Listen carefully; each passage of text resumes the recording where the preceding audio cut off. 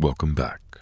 Tonight, we travel not to the thrones of kings or the clash of swords, but to the quiet threshold of ancient doorways, to a world where power whispered through woven cloth, measured in oil jars and lullabies, and passed from mother to daughter like sacred flame. In the shadow of temples and the roar of public forums, there lived another kind of influence, steady, unseen, and enduring. This is the story of the Athenian woman, barred from the stage of politics, yet central to the story of the city itself.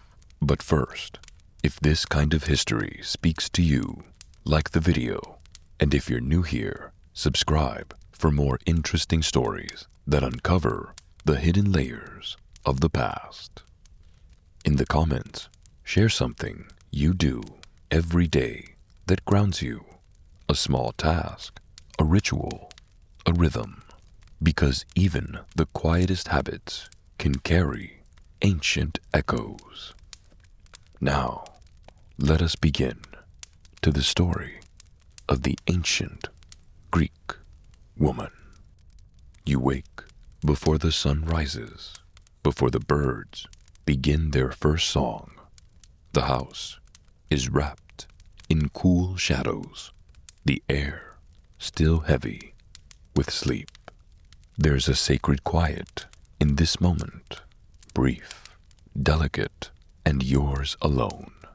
But soon it will vanish. Soon footsteps will echo in the courtyard. A child will cry out for food. The fire must be stoked. The water must be fetched. And the loom must be prepared. This is the rhythm that guides your life, as sure and unrelenting as the turning of the seasons. You live in the oikos, the household, not merely as a resident, but as its quiet center. You are the pulse that keeps it moving, the invisible architect of its order, while men stride through marble porticos, debating laws and commanding attention. Your work happens in hushed tones and hidden rooms. It is not less important, only less seen. Outside, the city hums. Men crowd into the agora with urgent voices and loud gestures. They debate, decide, and declare. You might catch pieces of their discussions drifting over the courtyard wall like smoke. Words about wars, treaties, and taxes. But you do not enter that arena. The public sphere is not yours. You are not invited to vote, to speak in the assembly, to be heard in courts. The law has already decided what your voice is worth in such matters. Silence. And yet, you are far from powerless. Your world has a different map. It is drawn in daily rituals and careful management. You oversee grain stored in tall clay jars, count amphorae of olive oil, and judge when the household's wine must be replenished. You bake, preserve, and prepare for festival days. Your hands twist wool into thread. Your fingers know the tension of the loom by memory. Your cloth becomes clothing, bedding, dowries. Every finished garment tells a story of patience and precision. You are a teacher, too. Daughters watch you as you measure, flour, stitch fabric. With every motion, you pass down knowledge not found in scrolls, but in muscle and memory. They learn from you how to run a home, how to tend wounds, how to move through a world that sees them as shadow rather than light. The future is shaped in these lessons. Outside the home, your movements are more restrained, but not without purpose. You walk to the public fountain with a terracotta hydria balanced on your shoulder. You trade greetings with other women, share news, laugh in stolen moments. These walks, mundane to some, are moments of independence, a taste of the city's breath. Sometimes you help a neighbor prepare for a ritual feast or exchange herbs for dye. These connections create a hidden web of strength between women. Then come the festivals, the sacred days. These are the times when your presence becomes impossible to ignore. During the Thesmophoria, you lead songs, offer prayers, and carry the weight of tradition with a dignity born of belief. You do not hold political office, but you guide rituals that bless the crops, protect families, and honor the gods. In those moments, even the city pauses to listen. You are seen not by judges or by generals, but by the divine. Still, there are nights when you wonder, what would it feel like to speak your mind without permission, to own land outright, to enter a court and defend yourself, to hear your name spoken with respect in matters of the state? History may not carve your deeds into stone, but it rests on your shoulders just the same. You privilege lineage, stabilize households, and keep sacred tradition alive, not for praise, but because it must be done. Your life is not easy. It is bound by rules written without you, shaped by customs designed to contain you. And yet, within those boundaries, you create meaning, you craft beauty, you wield a kind of power that cannot be voted away because it lives in gestures, in memory, and in continuity. So what does it mean to live unseen but essential, to be kept out, yet always at the center of what holds a family and a city together? Step through the threshold of your home, feel the dust beneath your sandals, hold the distaff and the spindle, light the hearth, lift the water jar, bow your head in prayer. Yours is a life shaped by silence, but strengthened by presence. You are the unseen pillar of Athenian life. And though the city rarely names you, it could not stand without you. Your mornings begin before the city awakes. The house is still, lit only by the faintest glow slipping through the rooftop tiles. Before your husband or sons rise, you are already at work, checking storage jars, preparing dough, overseeing the first tasks of the day. The home, the oikos, is your domain, and you keep it running like clockwork.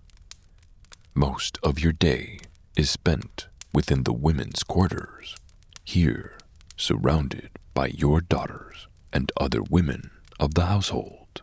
You teach the skills that every girl must learn: how to spin fleece into thread, how to weave it into cloth, how to manage stores of food and supplies so nothing is wasted. You hear the rhythmic clack of the loom, steady and familiar.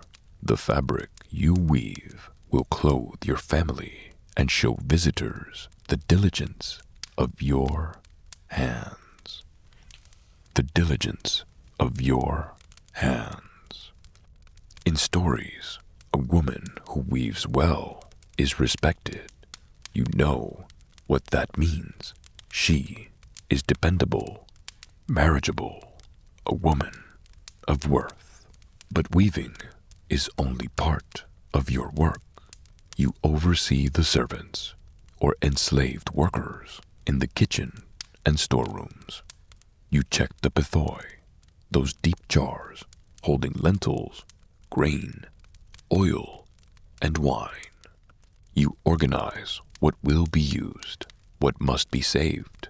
You manage the rhythms of meals, festivals, cleanings, and repairs.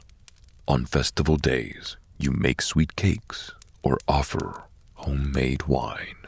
Every detail of the home reflects your skills and care, even if your name is never spoken in public.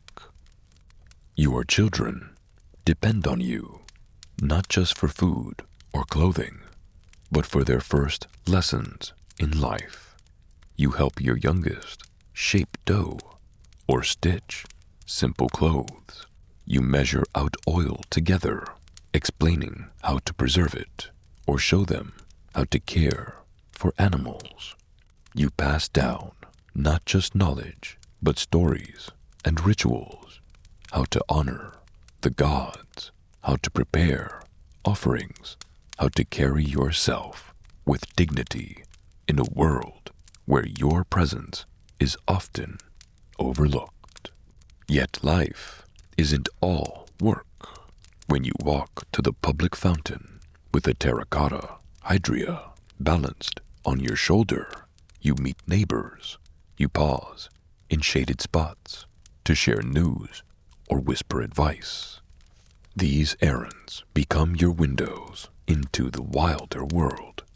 These errands become your windows into the wider world. Brief moments of independence, laughter, or quiet connection. Archaeologists find the broken pots and jars that mark these places, traces of your conversations left behind in the dust. Religious festivals offer more than celebration. They give you purpose and a kind of power. During the Thesmophoria, honoring Demeter, you join other women in processions, chant sacred hymns, and offer special food. These days you lead, you belong. The rituals are yours to perform, and through them you touch something larger than the home. You take pride in your household, a clean, well-run home with plenty to eat and wear reflects not just comfort, but reputation. When others speak well of your husband or sons, you know it is your silent work that has made that respect possible. In comedies and speeches, men praise their wives not for beauty, but for wisdom in the home. And though those words are rare, you feel their truth when your family thrives. Still, there are limits you cannot ignore. Your world is shaped by thick walls and narrow doors. Men pass through public spaces freely. You stay where you are, protected, but also controlled. You do not own the home you maintain. You cannot vote, file legal claims, or speak before a court. Yet within these restrictions, you build a world rich with memory, tradition, and meaning. You make the household a place of order, of learning. Even alleyways and shared chores offer you solidarity. When water jars are heavy, you and your neighbors help each other. When courtyards need sweeping or shared meals are prepared, you work side by side, exchanging stories, lifting burdens. In these small acts, a kind of sisterhood emerges, quiet but enduring. You live in a city that does not always see you clearly, but you shape it every day. In the woven cloth that keeps your family warm, the children who grow strong under your care, and the sacred songs you sing that echo through the temples of gods and goddesses alike. You leave no scrolls inked with your thoughts, no public speeches bear your cadence. You do not write laws, nor sign your name to civic decrees. The weight of your life was never measured in words etched into stone or quoted in records. And yet, centuries later, the imprint of your presence endures, not in proclamations, but in the quiet persistence of what you touched, what you used, and what you made. A blackened cooking pot, its base fire-scored from decades beside a hearth. A loom, weight-stamped with your name. A rare and precious act of self-assertion. A clay water jar once hoisted onto your hip as you walked the sun-warmed stone path to the communal fountain. These are not grand monuments, yet they endure, found in the soil beneath crumbling homes, stored carefully in museums far from where you lived. These humble things now speak for you. They whisper your story to those willing to listen. Archaeologists trace your steps through rooms worn smooth by your movement. They uncover hearths where you warmed your family's meals, tools shaped to fit a woman's grip, spindle whorls polished from years of twisting threads. They reconstruct your world from these fragments, rooms without grandeur, but full of purpose.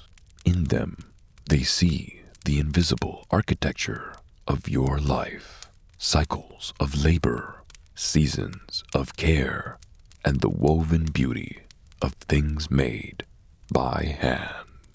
But even more revealing is the absence of your voice in written words. When ancient writers mention you, it's often with contradiction. In Aristophanes' comedies, you are the clever disruptor and the ridiculous caricature. In Plato's dialogues, you are both muse and limitation. They admire your skill as a weaver, your loyalty as a wife, your role in rituals, but insist you remain confined.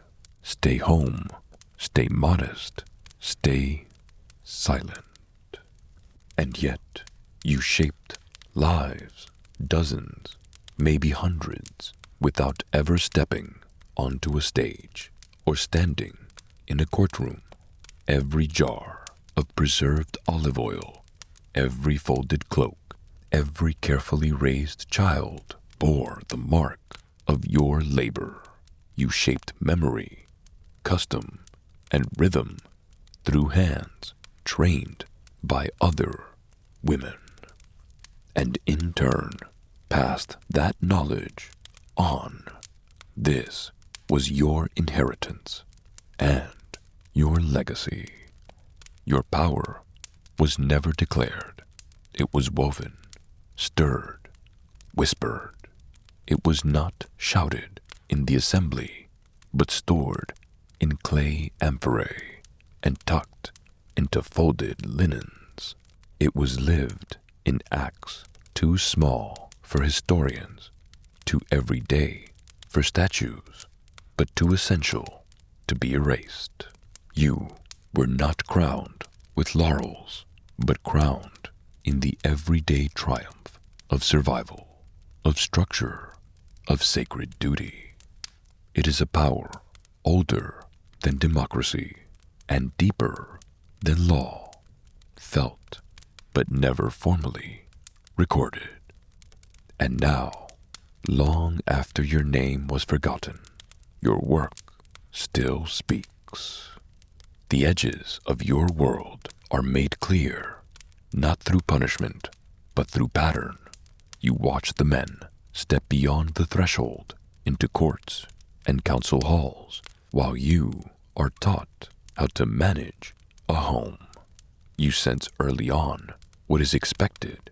You're praised not for boldness, but for modesty, not for curiosity, but for quiet. Every lesson, every correction teaches you that your place is inside, not just the home, but the boundaries of what you're allowed to be. By the time you're a young woman, there is no need to ask why you cannot speak in the assembly. You already understand. It was never a question. Citizenship belongs to men, men whose parents are both Athenian. That status comes with power, the right to vote, to own land, to serve on juries, to propose laws. You may be born of citizen parents too, but the law does not recognize your voice. You are not even a shadow in the political landscape. Your role is defined by the Kyrios, the legal guardian who oversees every decision of consequence. At first, it's your father, then your husband, and one day, perhaps, your son. If you inherit land, it's not truly yours. If you wish to make a legal agreement, he must speak for you. Even if your mind is sharp, your judgment sound, you cannot argue your case or speak your truth. The law assumes you incomplete, half a citizen in the eyes of the state. And if you are rich, well-educated, even admired for your intellect, it changes nothing.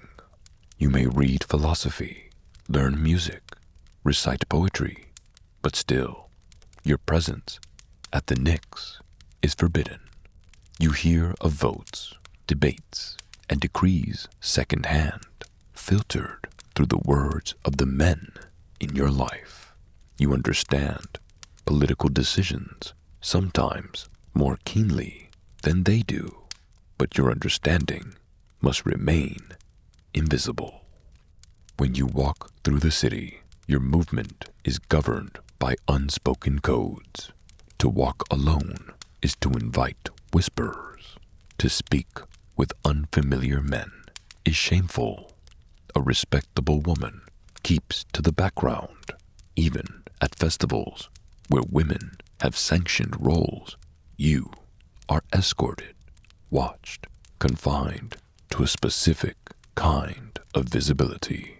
Sacred, ceremonial, never political. The laws may be written, but the customs are just as firm. Modesty becomes your armor, silence your safety. You are not expected to shape the world, only to uphold the one given to you. And yet, inside these constraints, you think, you question, You offer advice behind closed doors. You notice when your husband falters. Sometimes he listens. Sometimes your counsel quietly shapes decisions that affect many. But no one knows it came from you. You become fluent in the unspoken language of presence, how to be noticed without drawing attention, how to guide without leading, how to protect your children's future without claiming credit. You pass on strength, not through public acclaim, but through endurance. You manage households, resolve disputes, manage servants, prepare daughters for lives just like yours. You sustain a city that refuses to name you, yet relies on your work to function. And maybe that is the deepest paradox. The same society that silences you depends entirely on the world you keep intact. You are not part of its politics, but you are the breath beneath its structure. You are unseen, but never unfelt. And that, my friends, is where our story comes to a close, for now. But stories have a way of echoing through time. Maybe this one found a place in yours. If it did, let me know what part stayed with you the most. Don't forget to like, share it with someone who might need this tale today, and subscribe so you don't miss on the next one. Until then, stay curious, stay kind, and keep listening for the stories all around you.